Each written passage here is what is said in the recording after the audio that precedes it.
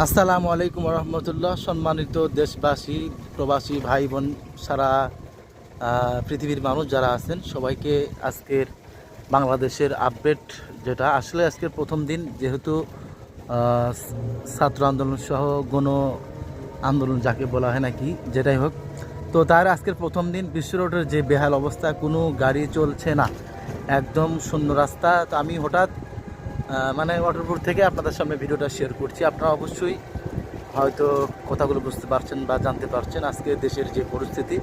তো জানি না কোথায় কি অবস্থা। তো আমার এলাকাতে বা আমাদের যে রাস্তাগুলো বিশ্ব রোড যেটাকে বলা হয়, যেখানে উত্তরবঙ্গে গাড়ি চলে, সেই রাস্তা পুরোটা একদম ফাঁকা, কোনো গাড়ি নাই। অর্থাৎ শুধু মাঝে মধ্যে দুই একটা অটো বা হালকা পাতলা সিএনজি, এছাড়া কোনো গাড়ি কিন্তু নাই। অলরেডি আপনারা দেখতে পাচ্ছেন, এটা হচ্ছে মহাসড়ক ঢাকা, আপনার হচ্ছে উত্তরবঙ্গের দিনাজপুর, রংপুর, ঠাকুরগাঁও, যেদিকে যায় পঞ্চগড়, হিলি, সেটা হচ্ছে প্রথম রোড। সেটা কিন্তু একদম ফাঁকা, আপনারা দেখতে পাচ্ছেন দুই পাল্লার কোনো গাড়ি বা যানবাহন এই রোডে চলাচল করছে না।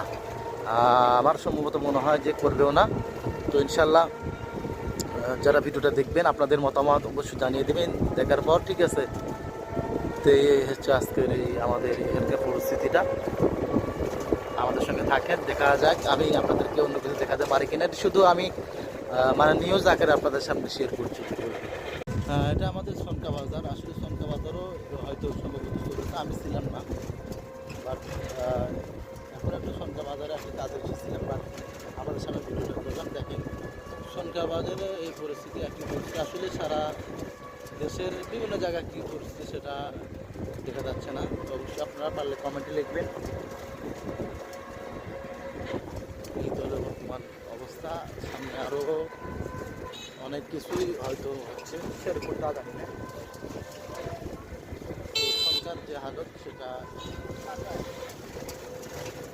একটু বাজারে আসলাম, এই জন্য আপনাদের সামনে শেয়ার করছি।